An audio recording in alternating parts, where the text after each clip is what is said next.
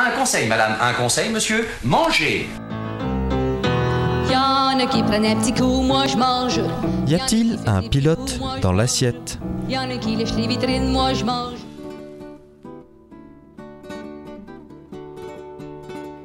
Anne, c'est génial, on va arrêter tout de suite nos séances diététiques parce que j'ai trouvé le truc chez le médecin.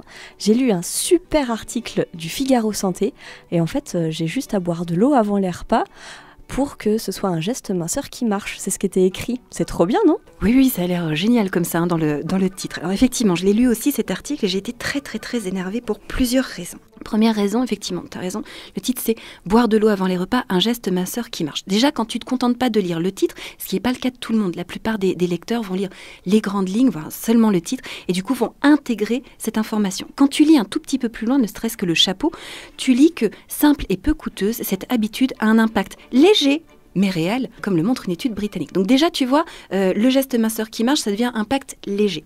Et puis ensuite, quand tu as le courage, le temps, la disponibilité, l'envie d'aller plus loin dans l'article, tu te rends compte que c'est quand même pas si simple que ça et que boire, c'est un geste qui marche, mais à condition de faire un régime en parallèle. Voilà, donc en diminuant tes apports en graisse, en ayant une activité physique accrue, etc. Bon.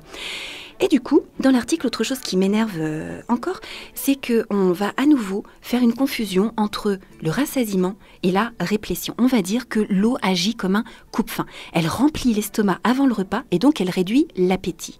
L'eau, il n'y a pas d'énergie dedans. Pour obtenir un effet rassasiant, il faut que le cerveau prenne la mesure que ce qu'on apporte à notre corps contient des calories en suffisance par rapport à son besoin énergétique. Si j'ai faim, c'est que j'ai besoin d'une certaine quantité d'énergie, donc je vais avoir besoin de manger à satiété, c'est-à-dire en fonction de la quantité d'énergie nécessaire pour sentir ce sentiment de rassasiement. Donc l'eau, elle va pas me rassasier, elle va me remplir, elle va me gonfler le ventre. Dans l'estomac, ça va faire moins cette sensation de vide, d'appel qui fait partie des symptômes de faim, mais les autres symptômes de faim, comme par exemple les maux de tête, comme la fébrilité, comme une sorte d'impatience à passer à table, etc., ça ne disparaît pas. Donc c'est un trompe-faim.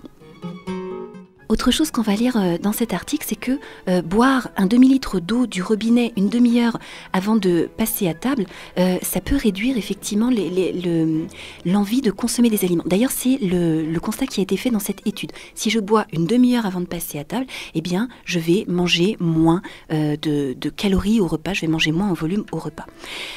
Ça ne veut pas dire que j'ai été rassasiée par l'eau. Souvent, ce qui se passe, c'est qu'on est déshydraté. Il y a beaucoup d'entre nous qui ne buvons pas suffisamment. Quand on ne boit pas suffisamment, des fois aussi, ce qu'on peut faire, c'est manger pour apporter de l'hydratation à notre corps. Moi, je sais que des fois, quand j'ai soif, je me dis, oh bah tiens, si je mangeais une orange ou si je mangeais une clémentine, des fruits très riches en eau. Donc en mangeant ces choses-là, évidemment, j'apporte de l'eau à mon corps, j'apporte aussi des calories. Si par contre, j'ai une bonne hydratation et que une demi-heure avant le repas, je bois quelque chose, mon estomac ne va pas rester rempli d'eau pendant une demi-heure. L'eau, ça fera longtemps qu'elle aurait été diffusée à mon corps. Ça veut dire que je ne serai plus en état de déshydratation et peut-être que c'est ça, parce que je serai moins déshydratée, qui va faire que je vais moins manger.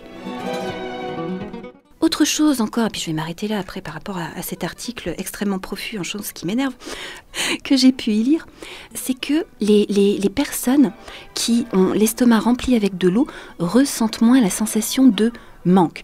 Et ils disent aussi que ce dernier constat n'a pas été expliqué par l'étude. Alors il pourrait y avoir une explication, quoique à nouveau, une demi-heure avant le repas, l'estomac a largement eu le temps de faire sa vidange, c'est qu'il y a des personnes qui pensent que le rassasiement, c'est effectivement en lien avec le remplissage de l'estomac et qui peuvent ressentir une sorte d'inconfort ou d'inquiétude quand le ventre n'est pas rempli.